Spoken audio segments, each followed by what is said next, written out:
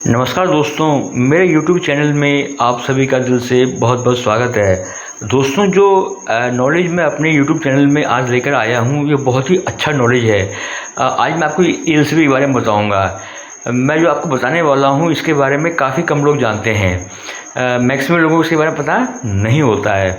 तो आज मैं आपको बताने वाला हूँ कि ELCB के ऊपर आप देखेंगे कि 63 एम्पियर और उसके नीचे ये सामने लिखा होता है 30 मिली एम्पियर। इसका क्या मतलब है, ध्यान से सुनिए कि ELCB के ऊपर जो 63 एम्पियर और 30 मिली एम्पियर लिखा रहता है, उसका मतलब क्या है। आज मैं आपको इसका मतलब डिटेल में बताऊंगा। तो सबसे पहले हम लेते हैं 63 एम्पियर मीन्स 63 एम्पियर। दोस्तों, 63 एम्पियर का मतलब यह होता है कि ELCB की जो करंट कैरिंग कैपेसिटी है, ELCB की जो करंट कैरिंग कैपेसिटी है वो 63 एम्पियर यानी 63 एम्पियर है। मतलब कि यह ELCB 63 एम्पियर की करंट को बिना ट्रिप किए सहन कर सकती है। मतलब जिस सर्किट में ELCB लगी है, उस सर्किट का जो जो करंट है वो 63 एम्पियर तक अगर चल रहा है तो जो ELCB जो है ट्रिप नहीं होगी। तो उसका मतलब ये हुआ कि 63 एम्पियर की करंट को यह बिना ट्रिप किए सहन कर सकती है। अब आते हैं 30 मिली एम्पियर की तरफ। तो दोस्तों ध्यान से सुनिए, ये ज़्यादा इम्पोर्टेंट है 30 मिली एम्पियर का। 30 मिली एम्पियर का मतलब ये होता है कि ELCB की सेंसिटिविटी कितनी है, ELCB कितनी सेंसिटिव है। क्योंकि ELCB जितनी सेंसिटिव होगी उतनी हमारी ह्यूमन बॉडी को शॉक से इफेक्ट नहीं लगेगा ना।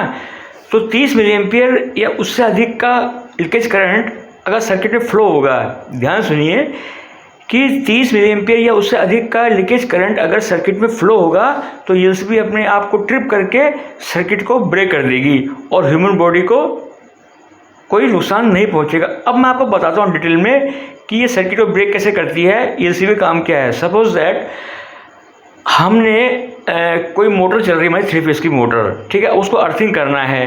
तो सबसे पहले हम प्लेट अर्थिंग करेंगे। नीचे जो है जो भी जो 7, 8, 8, 10 फीट का जो है पीठ हम उसको करेंगे। उसके बाद एक अर्थ स्ट्रिप उसमें कनेक्ट कर देंगे और उस अर्थ स्ट्रिप से अर्थिंग वायर जो होती है हरे रंग की, उसको हम मोटर की बॉडी में कनेक्ट कर देंगे, डबल अर्थिंग। अब suppose that leakage current flow होता है। वो लीकेज करंट क्या होता है मैं आपको बताता हूँ। साथियों, अगर मोटर की वाइंडिंग से इंटरनली अंदर कोई वायर बॉडी से टच होती है तो दैट इज़ लीकेज करंट। तो जो करंट बहेगा वो लीकेज करंट है। अब हमें तो पता नहीं है, सपोज हमने उस मोटर पर हाथ लगा दिया तो हमें शॉक लगने का खतरा होता है ना।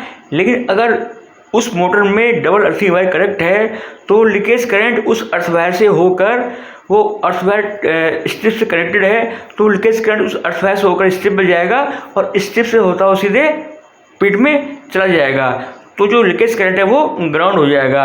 लेकिन साथियों, एक बात और ध्यान रखनी है कि उस अर्थ पीठ का रेजिस्टेंस 1 ओम से कम नहीं, 1 ओम से ज़्यादा नहीं होना चाहिए। क्योंकि जितना अधिक रेजिस्टेंस होगा उतना करंट को फ्लो होने में जो है आसानी हो जाएगी। जितना रेजिस्टेंस कम होगा तो लीकेज करंट को उस सर्किट में जो लीकेज करंट को बहने में आसानी हो जाएगी और एकदम ग्राउंड हो जाएगा। अगर उसका ज़्यादा होगा तो लीकेज करंट नहीं आसानी से बहेगा, तो वो बात नहीं होती है। तो इसलिए इस बात का ध्यान रखना है कि उस अर्थ पीठ का रेजिस्टेंस भी 1 ओम से कम नहीं होना चाहिए। बार बार उसकी टेस्टिंग की जाती है।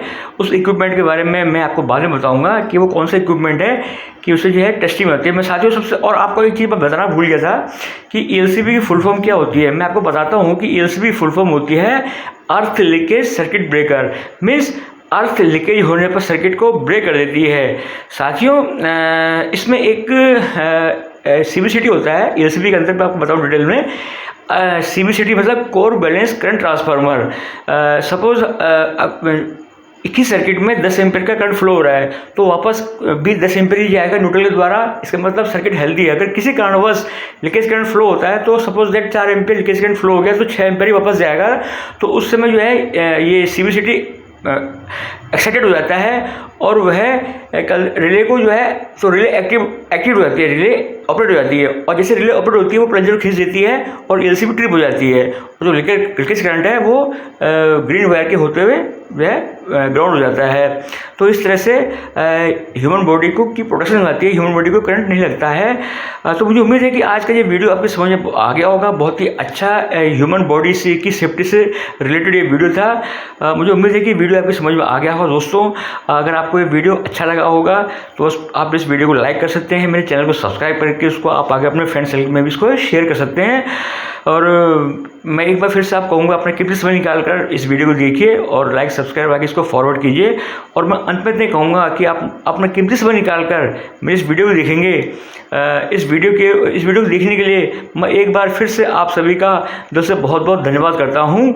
आप सभी का दिल से बहुत बहुत मैं धन्यवाद देता हूँ। आप सभी के दिल से बहुत बहुत धन्यवाद।